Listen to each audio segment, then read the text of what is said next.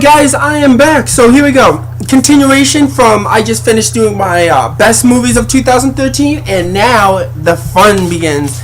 It's time for my top. I have compiled my list of films, damn it, that I didn't like. Some I didn't like, some I seriously am an asshole for going to see. But that's what the beauty of it is. At the end of the year, you can put them on a list and basically shit all over them. So without further ado, let's start this. These are my top 10 worst films I saw of 2013. Mind you, this is my opinion. This doesn't go to everybody's opinion. You don't have to agree with this. I'm just giving you what I think. So let's kick this off. Number 10. Oh boy. I gotta prepare for this because they're gonna attack.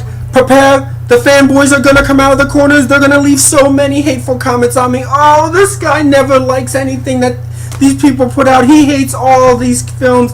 He doesn't like any of them. Oh, he's just a fanboy. Come on, attack me. But number 10 is Iron Man 3. Yes, I said it. Oh, Marvel fanboys, watch out. They're gonna attack me. I'm waiting. The comments, I can just see them coming. Oh, this. Of course, he doesn't like Iron Man. He's a DC fanboy. He hates everything Marvel. Even though I've said many times I like a lot of Marvel films, but oh, don't you dare hate our precious Iron Man. Yes, Iron Man 3. You know, in all honesty, this film wasn't gonna be on my list. But you know, as I watched this film at least 2 more times since I saw it in theaters back in May, I hate this film even more, and hate this film with every viewing of it. I hated more. Screw this film. Iron Man 3 could have been a great film, but no. What did they do? They fucked us over. Basically, they fucked everybody over in terms of the advertisement. We get, oh wait, by the way, the villain's the Mandarin. Nope. It's some jackass that Iron Man pissed off a few years ago.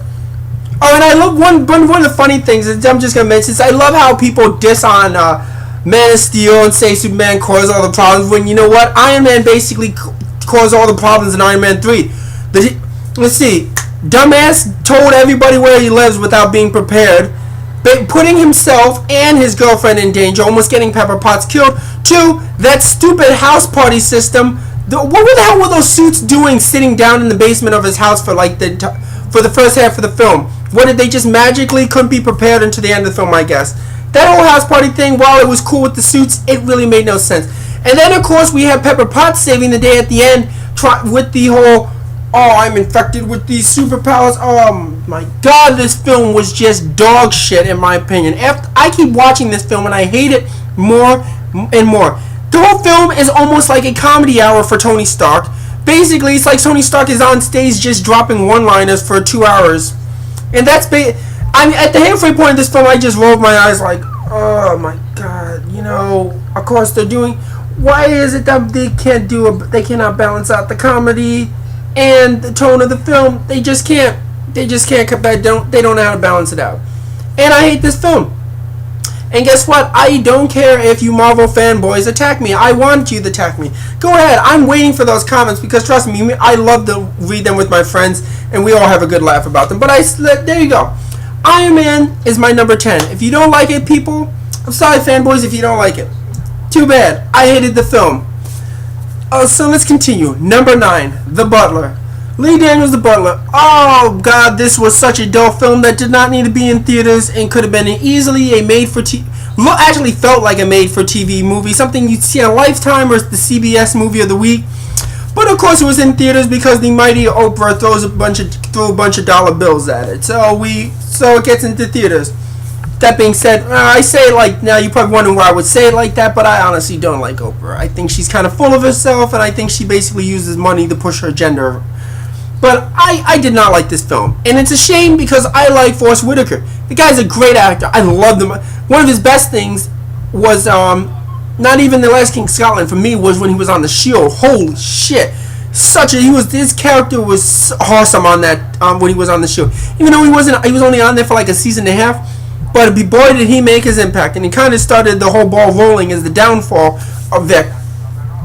But I really wanted to like this film, but I couldn't. This just felt so boring and dull, and it really didn't need to be in. I really felt like I was watching a Lifetime movie almost. I don't know. I just didn't like it. and because of that, it goes on to my worst film I've seen this year. So let's move on. Number 8. Number 8, I am going to contribute to the people who told me that this film was something different, and I asked many times. Even though I read the synopsis for the books and stuff, but you know what? On this one, I wanted to take the judgment of the audience, of the people watching, and guess what? That was a bad idea. And that film is The Mortal Instruments, The City of Bones. Another garbage teen love fest nightmare, love story, love triangle bullshit. That I didn't, and in all honesty, I didn't even know about all the controversy with the film in terms of it, people saying that it's plagiarism of Harry Potter. It's basically very similar to Harry Potter and other things in plagiarism. I didn't even really pay attention to that film. I just found this film really boring, and boy was it dull. Didn't give really two shits about. You know, the only thing I cared about in that film was the world of this whole society. But unfortunately, they didn't really dive into that. We spent more time with the girl trying to decide which boy she wanted to kiss. And if you don't, and if you say no, it wasn't really like that. It kind of was for a lot of the film, considering. And trust me, one scene that resonates is when they walk into that garden, and she's standing in front of the kid, and then they start kissing, and out of nowhere they start playing a shitty Demi Lovato song. The rain comes down.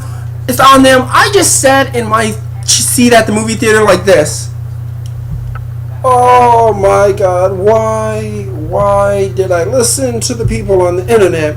But yes, The Mortal Instruments, The City of Bones, this film sucked, and I hated it. So it goes on my list. So, let's continue. Number 7, RPD. Ryan Reynolds, oh my God, just stop, man. You are becoming the most bland actor in Hollywood, and you're kind of becoming box office poison. Everything you're in flops. Green Lantern was a disaster. This film was a disaster. I honestly, Ryan Reynolds should just stick to comedy. His best work was National Lampoon's Van Wilder and Waiting. Honestly, he should just stick to comedy. He does his best material in that. He really is not a dramatic actor at all. When he tries to be dramatic, it comes off really bad most of the time, and just kind of comes off cringeworthy. So yes, I'm not going to say much more about that film because there's not really much to say. That film, God, it sucked. And it could have been really cool, but unfortunately, maybe, in all honesty, maybe with a different actor, this film might have worked a little better. But I'm not going to even blame Jeff Bridges. I'm going to blame Ryan Reynolds and the director and a bunch of other things. But Ryan Reynolds, stop doing these films, please. Just stop. It's becoming very depressing. You're becoming like Keanu Reeves, and I don't even like to say that about Keanu because Keanu seems like a cool guy. But please stop. Alright, let's move on. Number 6, The Hangover 3. The best thing about The Hangover 3 is the fact that this series is over and we don't have to see it. Hopefully, we're never going to see another Hangover film again. At least for probably like 15 years when they decide to remake The Hangover 1. But maybe, who knows, maybe the remake will be good. Probably not. But, oh man, a film's bad when the only time you actually laugh is the credits. Honestly, I didn't laugh once throughout this entire film. I just kind of stared at the TV like, wow, man. Did they even think, this is so much of a cash grab. They just are making this sequel because they are hoping that people will just shell out the money like they did the second one. Thank God, even though it did make money, it didn't make as much as the other ones. That's the only good thing, which means hopefully this franchise is done and over. And that's all I'm going to say about The Hangover 3. Number 5, The Conjuring. Yes, I know a lot of people enjoyed this film, but to me, this film was boring and sucked. And I honestly am not entertained by the haunted house concept of horror films. It's getting really dull right now. The Paranormal Activity films to me are complete garbage and suck, and none of them are scary. Honestly, the whole jump scare scenario doesn't get to me at all. I find it cheap and lazy. I've always found a film that relies completely on jump scares for the most part to be cheap and lazy. And The Conjuring does it. It does similar to basically what Sinister and a lot of these other films do. They just rely. What happened to the old? One of the best films, horror films of a long time ago. My friend constantly brings this up, is the first Ring. He loves that film for the main reason of the atmosphere of the film. It did rely on a person going, and then something pops out, and then all of a sudden, just to get a jump out of the audience. That's so cheap. Why can't horror films go back, like, honestly, I see when films do that, I feel like the film basically doesn't think much of the script, and that they don't trust their script or trust what they're doing, so they just rely on jump scares, something popping out to give the audience a quick jump. And also seeing these, and for the most part, I'm never gonna go see these. This is probably the last time I go see one of them in theaters because of the annoying teens who go to these films, and teen girls who scream constantly and won't shut the hell up. Most likely I'm never gonna go to the movies to see these type of horror films ever again, just for that sheer fact. But yeah, Conjuring, I didn't like it. I thought it was boring. I honestly don't like the haunted house formula. I didn't think it was scary. I know a lot of people seem to love it, but I'm not one of them. Number 4, movie 43. Wow, if you want to talk about a piece of shit, a piece of shit that I even believe that when they made this film, they knew this film is a piece of shit. But who cares? We're going to just toss it out. You know what? Yeah, it's funny. You get all these big name actors, well-known actors, you throw them in this movie. You would think you'd have something a little better than this. Nope. Still turns out to be a piece of shit. Unfortunately, it still is a piece of shit. There's nothing to say about this movie. This movie is just it's a piece of shit. There's nothing more I can honestly go into detail about this movie. Just watch it for yourself if you haven't seen it, and you'll honestly know how much of a piece of shit this film is. It's very cringeworthy. It's not a film, and honestly, I'm telling you, because this is not one of those films where it's so bad it's good. No. It's so bad, it's just really, really bad. So there you go. Movie 43. So here we go. Number 3, Scary Movie 5. Oh my god. Is this franchise ever seriously going to die? At this point, I doubt it.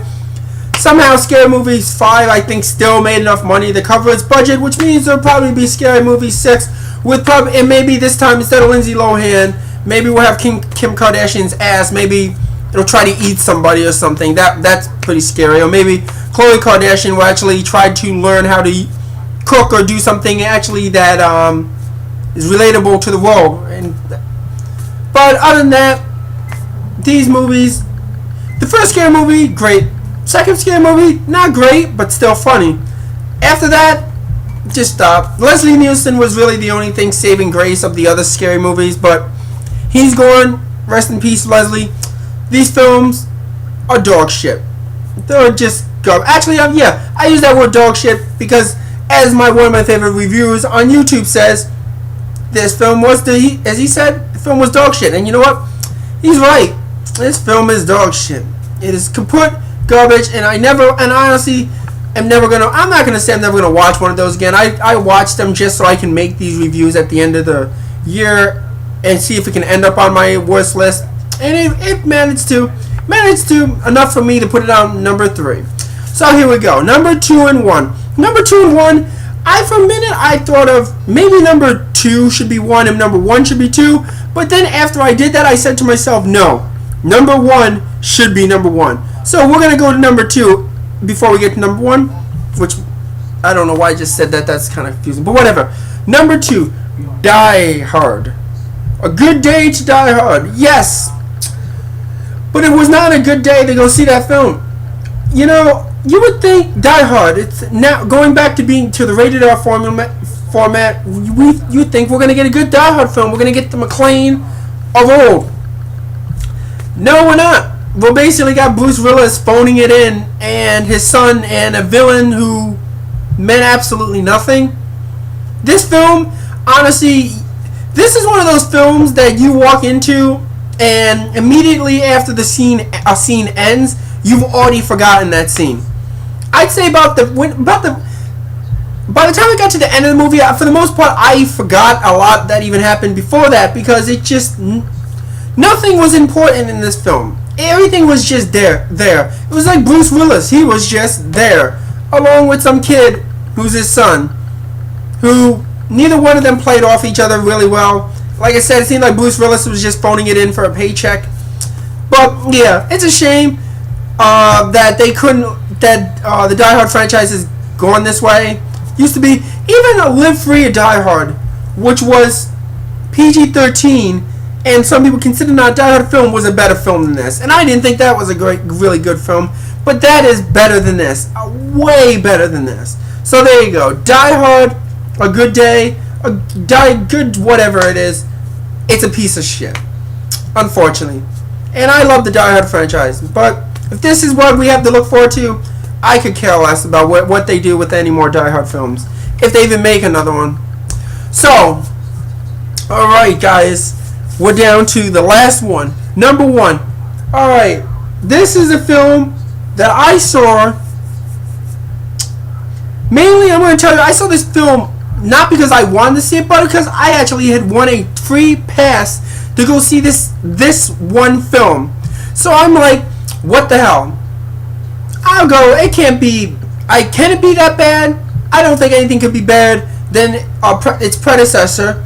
And I say predecessor. This is not a sequel, but it's predecessor in terms of the author. But boy, I was wrong. And that film is Stephenie Meyer's Trash the Host. Wow. I look at myself like I'm an asshole for even going to see that film. And honestly, I deserved what I got. Whether it was free or not, I still should have known better. Because about halfway through that film, I just sat in my seat thinking to myself, you know, I deserve this. I really deserve this. I knew who the author was. Twilight is garbage in my personal opinion. Stephenie Meyer, in my opinion, can't write without throwing stupid love fests into her books. And I shouldn't have been surprised. I think the only surprise was that I didn't think anything could be worse than Twilight, but yes, this film was worse than Twilight. Wow. Every single one of these characters in this film were bland and dull. And in all honesty, I could have gave 2 shits about anybody in this film. You know, when the girl fell off the building in the beginning of the film, it probably would have been better if she just died. You know, this film would have been perfect is when she fell off the roof, that's it, and the credits rolled up. Then the film would have been great. I would be like, that's an awesome film. But now, of course, the film continues, and we get now about almost 2 hours of a girl trying to decide which guy she wants to kiss, with all the bunch of bullshit that I don't care about, characters I don't give a shit about, things that don't make sense. You got a guy who tries to kill her. 2 minutes later, she's in love with him. I don't know what to say about this film. Honestly, this film and Mortal Instruments have shown me one thing, that outside of the Hunger Games, these teen romance books are trash. None of them turn out well. All of them are saturated with stupid forced love triangles that aren't necessary, because it seems like the writers don't trust their own work and just feel the need to throw these love triangles in because they have to attract these 13, 14-year-old girls who eat this shit up like it's candy. Which I shouldn't even say candy, because most of them probably are not eating candy. They're busy doing whatever. But they eat this shit up like Justin Bieber. That's a good sample. They eat it up like Justin Bieber. That's kind of disturbing in the way I said that, but whatever. But The Host, that film deserves to be on the list. And like I said, I deserved what I got for going to see that piece of shit. Easily a waste of 2 hours of my life sitting in a theater and I looked around while I'm sitting in this theater, and I see all these other tweens in this audience, and the only thing I can think to myself is, wow, you really could write anything. Actually, at least this film flopped. That's the only good thing, is The Host flop. So, thank God there's no forced sequel. Which I don't even know if there's a sequel book-wise. I hope not, and hopefully it never gets made. But, whatever. That film, all I can say is I will avoid that film, and I will avoid anything else Stephenie Meyer does, like the Black Plague. And you can bet on that one. Like, you could hand me $1 million to go see that film, and another Stephenie Meyer film, and the only way I would do that is if you injected me with morphine and knocked me out basically through the film. Then I would say I actually saw the film, but I wasn't awake through it. I would use that. I'd use that whole thing if you didn't specify for that one. But there you go. Those are my top 10 worst films of 2010. So what do you think? And I didn't mention this before, my best list. So that's my list for best and worst. And personally, I look forward to the 2013 season of seeing what other great 2014 season, of seeing what other great films next year presents for us to see, presents for me to see. I'm sure hopefully I'll have another great list at the end of the year after next year. The biggest film I'm looking forward to next year is Christopher Nolan's Interstellar, X-Men Days of the Future Past. I can't wait to see that. Transcendence, Captain America. Oh man, the trailer for Captain America looks freaking awesome. I can't wait for that film. But now, before I finish this, when I did my films that I love, the best ones, I forgot to mention a few films, now I'm going to really quick mention a couple films that missed my best and worst list that I just did. A few films that missed being on my favorite films of the year. One was Thor, which I really enjoyed. I actually really enjoyed Thor 2. I thought the first half was really kind of iffy, and I was kind of getting worried that it's gonna turn out like Thor 1, but then once it got to the second half of the film, boy did it pick up, and it was fun. And then you see, they did a good job of balancing the tone, of putting a little comedy in there, but then also keeping it serious too. Something that Iron Man had no clue how to do. Basically, what Iron Man was just a joke fest, adding some stupid kid in it for no reason but to have a kid on film and in peril. But yeah, I think Thor just missed the list. Put it this way, if Pacific Rim hadn't come out this year, Thor would have been number 10 on my favorite films of this year. Easily. That would have easily made the list had Pacific Rim not come out. And trust me, it was a very close one of whether I wanted to knock that. Also, Prisoners with Hugh Jackman. There's another one that and I'm actually kind of upset I didn't put that on my list, but I still love the film, but it just missed the list. Another film that just missed being on the list, but I still enjoyed it. I can't really mention any films that I thought were crap that missed my list, but I think I'm going to make another video of my most disappointing films of 2010, but that's going to be a quick one. But other than that, that's my list. So, what did you guys think? Are there some films on here also which you think are a piece of shit and you didn't like them? I'm pretty sure there's some on there that you liked and you're probably like, this guy's crazy because he hated these films. But like I said, that's my opinion. We all have our own opinions, and that's the beauty of basically being able to think for yourself, is you don't basically listen to what somebody else tells you. Have your own opinion is what I tell everybody. Think for yourself. So there you go. And as I said with my best films, leave comments below. Tell me like this. Give me your 5 worst films you saw of 2013. And that's really about it. I think the next time I put a review up will probably be actually whenever I go see it, something new, or maybe right after the Golden Globes, or right before the Academy Awards. But yeah, so this wraps up my videos for 2013. My New Year's resolution in terms of videos is to do this a lot better next year and get more reviews out. I promised a lot of reviews that I never did, and I apologize for that. I really do. I really apologize for a lot of the films I said I would review and I never did. And honestly, I'm going to try to do a lot better next year and keep these reviews and actually keep to my word when I say I'm going to review a film. But yeah, so that's it. This wraps up my 2013 videos. And all you guys, have a great New Year's and let the 2014 movie season begin.